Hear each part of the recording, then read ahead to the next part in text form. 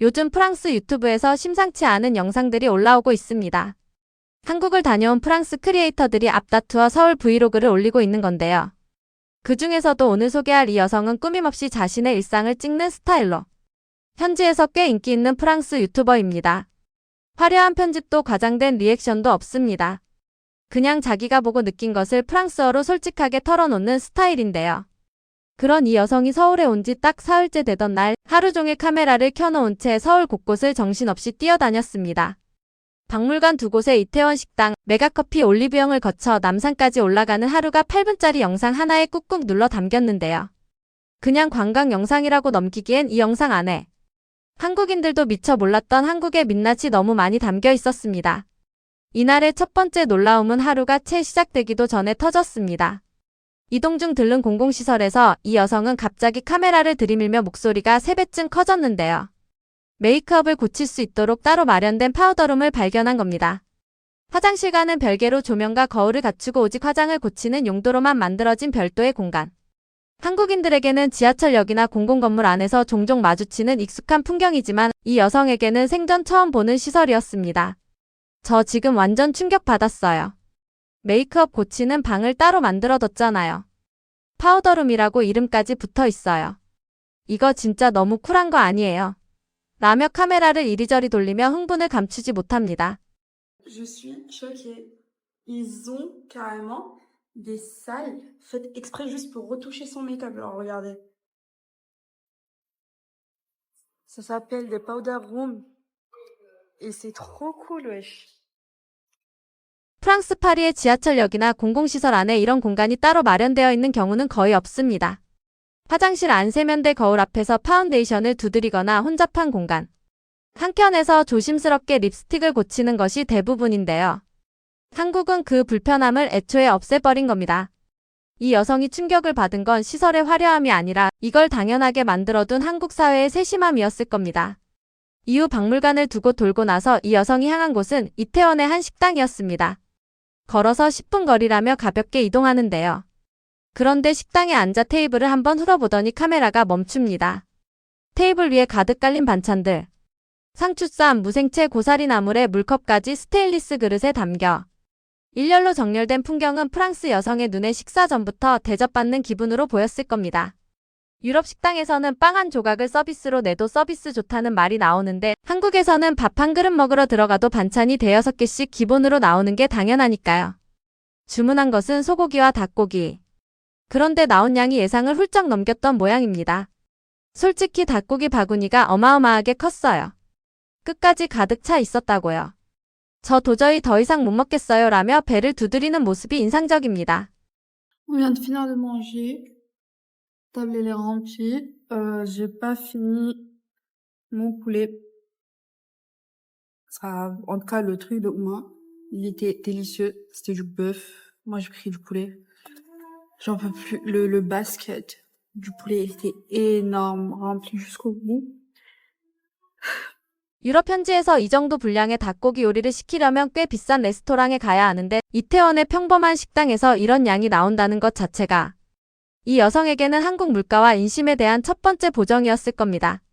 밥을 먹고 나서 곧장 들어선 곳은 메가커피였습니다. 노란 간판이 선명한 메가커피 앞에서 아이스 라테를 한 손에 들고 카메라를 켜는데요. 기리우유로 변경해서 주문했다고 하면서 한 모금 마시더니 눈이 둥그레집니다. 달지 않아요. 그런데 또 무설탕도 아니에요. 딱 완벽한 당도예요 라며 감탄하는데요.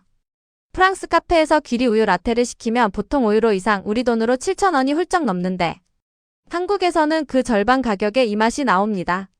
아이스 라테 한 잔 들고 올리브영으로 향하는 발걸음이 기분 좋게 가볍습니다. 올리브영에서 소소한 쇼핑을 마친 뒤 이날의 진짜 하이라이트가 시작됩니다. 목적지는 남산타워. 그런데 케이블카를 타려고 갔더니 줄이 끝이 보이지 않았습니다. 케이블카 줄 보이세요? 저기서부터 저 끝까지예요. 2시간은 기다려야 해요. 그러니까 우리 그냥 걸어 올라가요 라며 담담하게 선언합니다. 30분 등산을 택한 겁니다. 잘 정비된 남산 등산로를 따라 걷는 장면에서 이 여성은 숨을 헐떡이면서도 카메라를 놓지 않습니다. 나무 계단과 돌길이 반복되는 등산로가 외국에서 온 여성에게 쉬운 길은 아니었을 텐데도 불평보다 감탄이 먼저 나오는데요. 실제로 남산 등산로는 서울 도심 한가운데 있으면서도 정비 상태가 우수하고 중간중간 쉼터와 표지판이 꼼꼼하게 설치되어 있습니다. 파리 시내에서 걸어오를 수 있는 이 정도 규모의 자연 산책로를 찾기란 거의 불가능한 일이고요. 40분이 지나고 나서야 드디어 도착했어요. 진짜 죽을 것 같았지만요 라며 웃으면서도 눈앞에 펼쳐진 풍경에 인해 말문이 막혀버립니다. 그리고 정상에서 내려다본 서울의 전경. 해질녘 분홍빛으로 물드는 하늘 아래 끝도 없이 이어지는 서울의 불빛이 파노라마처럼 펼쳐지는 순간 이 여성의 입에서는 단 한마디가 나왔습니다. 그만한 가치가 있어요. La vue, elle est incroyable. C'est worth it. 와. 40분을 걸어 올라온 것 뻐근한 어깨와 무거운 다리 그 모든 게 정당화되는 한마디였는데요. 서울 전경이 한눈에 담기는 그 뷰는 숫자로도 말로도 설명하기 어려운 장면입니다. 내려올 때는 올라왔던 길과 같은 방향으로 내려갔는데 올라갈 때 40분이 걸렸던 길이 내려올 때는 고작 6분이었다고 합니다. 본인도 황당해하는 모습이 웃음 포인트인데요. 경사가 있는 산길에서 오르막과 내리막의 체감 시간 차이가 크게 나는 건 당연한 일이지만 이 여성에게는 한국이 또 한 번 예상을 빗나간 순간이었을 겁니다. 하산 직후 어깨가 남산 등반의 여파로 딱딱하게 굳어버렸는데요. 그때 들른 곳이 약국이었습니다. 한국 약국에서 구입한 핫패드를 어깨에 붙이고 다시 길을 나서는 이 짧은 장면 하나가 한국 여행의 편리함을 고스란히 보여줍니다. 어깨가 뭉치면 약국에 들어가 바로 핫패드를 사고 그 자리에서 붙이고 다시 걸을 수 있는 나라. 프랑스에서라면 약국을 찾는 것부터 간단치 않은 경우가 많습니다. 저녁 식사는 남산 근처에서 우연히 발견한 식당이었습니다. 아무 계획 없이 들어갔는데 나온 것이 말 그대로 대야만 한 용기였습니다. 이거 보세요. 크기 좀 보세요. 완전 대야예요. 진짜 엄청나요. 들지도 못해요 라며 두 눈이 휘둥그레집니다. 한국에서는 특정 냄비 요리나 솥 요리를 대용량으로 내는 문화가 자연스럽게 자리 잡혀 있는데 처음 접하는 외국인 눈에 세면대만 한 그릇에 음식이 담겨 나오는 장면은 충분히 경악스러운 광경입니다. Regardez la taille du truc. C'est une fucking bassine. C'est énorme. Tu peux même pas la porter? Non, c'est beaucoup. 모든 음식을 다 먹지 못했다며 반이 남았다고 했는데 그럼에도 맛은 인생 최고였다고 덧붙이는 걸 보면 양과 맛을 동시에 잡은 한국 식당의 저력이 새삼 느껴집니다. 하루를 마무리하며 이 여성과 친구는 한 팝업 스토어에서 귀여운 토끼 귀 머리띠를 발견합니다. 거울 앞에서 머리띠를 써보고 핸드폰으로 셀카를 찍는 장면. 웃음이 끊이질 않는 모습을 보면 이 하루가 얼마나 꽉 차 있었는지 그대로 느껴집니다. 지하철 파우더룸에서 시작해 이태원 밥상, 메가커피, 남산 등반, 대야짜리 저녁 식사까지. 이 여성이 경험한 건 관광지가 아니라 한국인들의 평범한 하루였습니다. 그 평범함이 프랑스 여성의 눈에는 전혀 평범하지 않았던 것이고요. 우리에게 그냥 일상인 것들이 누군가에게는 한국으로 다시 돌아오고 싶은 이유가 됩니다. 그게 한국이라는 나라가 가진 진짜 힘인 것 같습니다.